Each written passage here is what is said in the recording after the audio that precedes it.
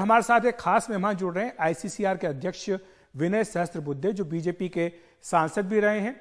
आपको बता दें कि आईसीसीआर ने रामभाऊ म्हालगी प्रबोधिनी के साथ मिलकर एक देश एक चुनाव पर सेमिनार किया था।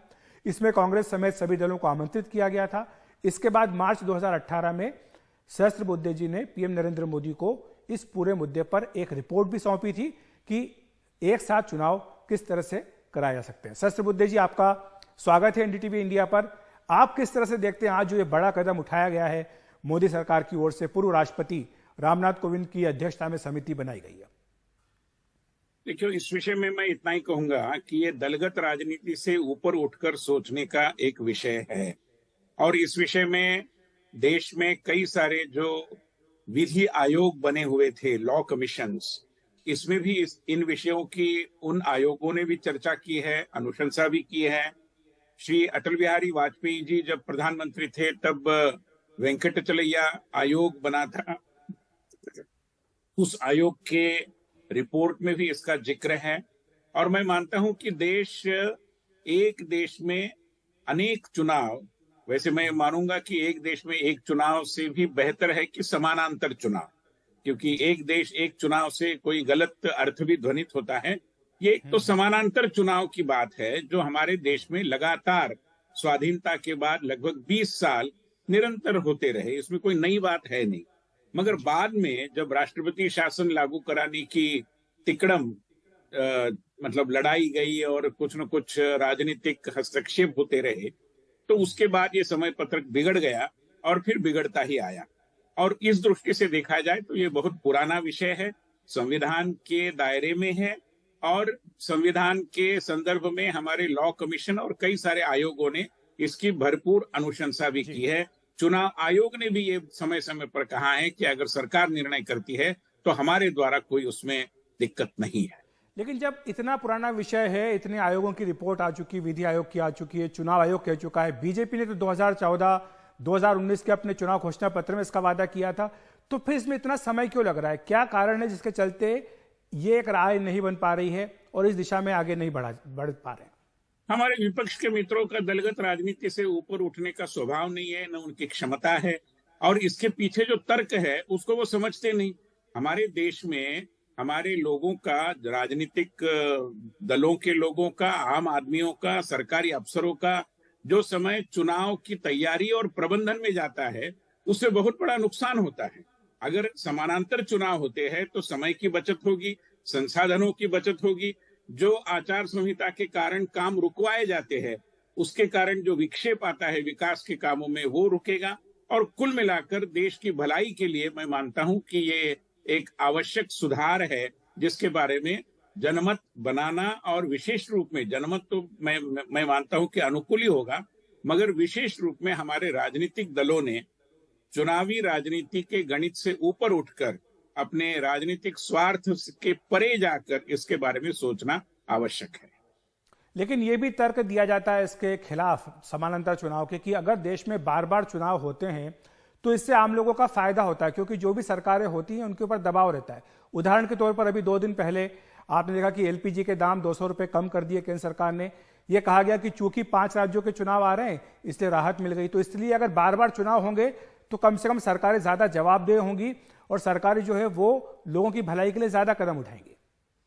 देखिए, बार बार चुनाव तो होते ही रहते हैं, किसी न किसी मतलब विधायिका के, जैसे हमारे नगर निगम है, ग्राम पंचायतें हैं, इनके भी चुनाव होते रहते हैं। तो उसके लिए जरूरी नहीं कि विधानसभा और लोकसभा के चुनाव ये जो समय पत्रक है वो समानांतर न करे। और दूसरी बात यह है कि वैसे भी संविधान के द्वारा ये तो बताया ही गया है कि एक बार चुनी गई सरकार 5 साल काम करेगी, तो बार बार उसको जनादेश का नवीनीकरण करने की वैसे कोई आवश्यकता नहीं होती। लेकिन राइट टू रिकॉल की बात भी होती है। कहा जाता है कि अगर आप अपने सांसद से, विधायक से खुश नहीं तो उसको बुला लीजिए, क्योंकि हम देश के अलग अलग हिस्सों से देखते हैं कई जो ग्लैमर के नाम पर के जीत करके आ जाते हैं वो अपनी कॉन्स्टिट्यूंसीज में नहीं जाते, जनता उनको तलाशती है, गुमशुदा की तलाश, इस तरह के पोस्टर लगाने पड़ते हैं। तो कम से कम बार बार चुनाव से एक दबाव तो रहेगा। मुझे नहीं लगता कि ये तो छोटा कारण है। बहुत सारे जनप्रतिनिधि अच्छे तरीके से ही काम करते हैं और कई ऐसे हैं, मतलब दर्जनों ऐसे हैं कि जो बार बार एक बार नहीं मगर 3 बार, 4 बार, 5 बार जीत कर भी आते हैं, तो ऐसा सरासर निष्कर्ष निकालना ये सही नहीं है। और दूसरी बात यह है कि राइट टू रिकॉल ये एक अलग विषय है, इसको समानांतर चुनाव से जोड़ने की जरूरत नहीं है।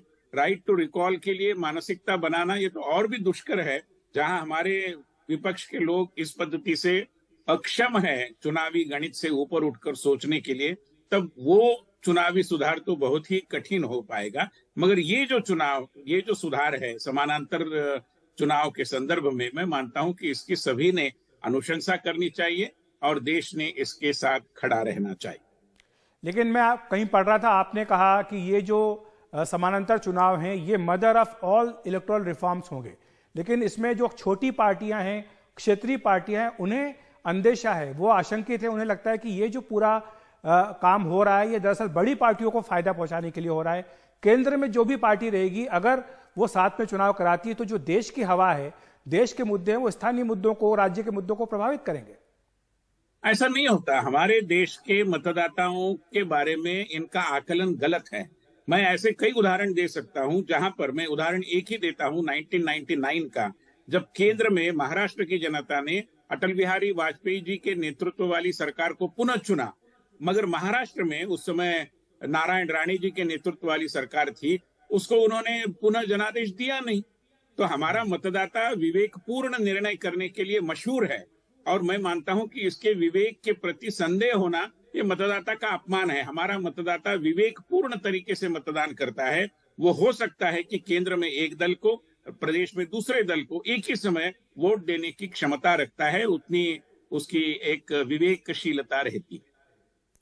तो आखिर में जाते जाते आपसे प्रश्न, जो 18 तारीख को विशेष सत्र शुरू हो रहा है, क्या आपको लगता है कि उसमें इस बारे में कोई बिल आ सकता है, या आपको लगता है कि ये जो राह है इसकी बहुत जटिल है, कठिन डगर है?